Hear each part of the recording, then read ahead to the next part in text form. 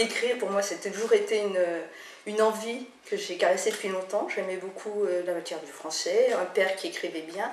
Et donc j'avais envie de transmettre quelque chose par les mots. Je pense qu'on a des choses à l'intérieur de soi à dire, à transmettre. Et le biais de l'écriture, c'est une ouverture vers les autres aussi.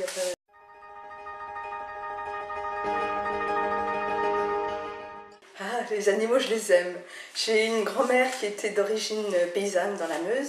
Et quand j'étais une petite fille, j'allais souvent dans cette ferme familiale. Et là, j'étais une petite citadine parisienne à l'époque.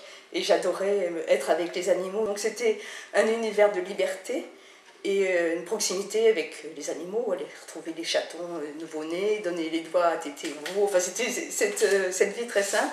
Donc finalement, ce recueil, c'est un petit peu le lien entre cet amour du français et mon amour des sciences naturelles.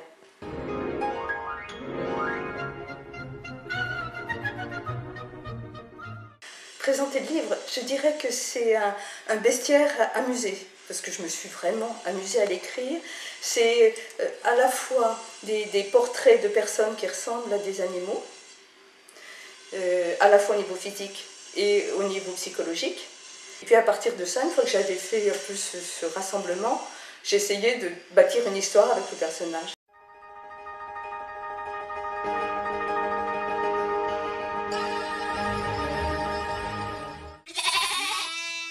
La chèvre. Donc cette chèvre, bon, il fallait trouver une personne qui ait cette similitude avec l'animal, donc déjà physiquement, la façon dont il est coiffé, avec les cheveux qui retombent de chaque côté, avec une raie. Bien sûr, la chèvre, c'est un animal qui va bouger, qui va sauter. Et puis, bon, j'ai situé ça, c'est déjà l'idée de l'Ardèche, parce qu'il y a pas mal de chèvreries, de fromage de chèvre dans la région. Enfin, ça a démarré souvent comme ça. Puis petit à petit, on construit l'histoire avec ce personnage à qui va arriver des histoires, déjà depuis sa naissance, puis après...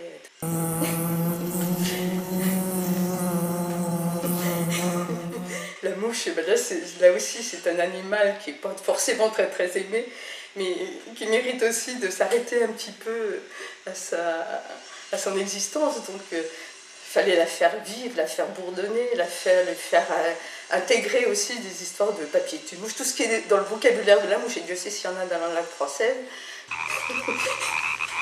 La grenouille, pestouille, les grenouilles, donc là aussi c'est tout un jeu avec tous les noms en houille, je faisais de phonétique, donc là aussi je me suis amusée. Puis j'ai trouvé qu'elle est tombée amoureuse d'une mocheté, et elle est partie en Corse, puis avec quelqu'un qui n'était vraiment pas intéressant, et un jour il a fallu que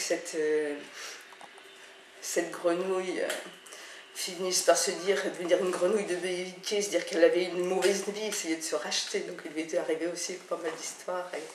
Elle a essayé de changer sa vie à la fin, mais elle n'a pas été très très aimée, la pauvre.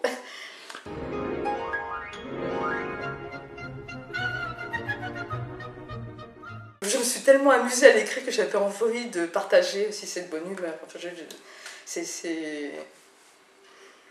j'ai pu lire à certains de mes petits-enfants les plus âgés qui sont bien amusés, quelques amis qui ont bien ri. Je me dis, bah, pourquoi pas continuer cette histoire-là.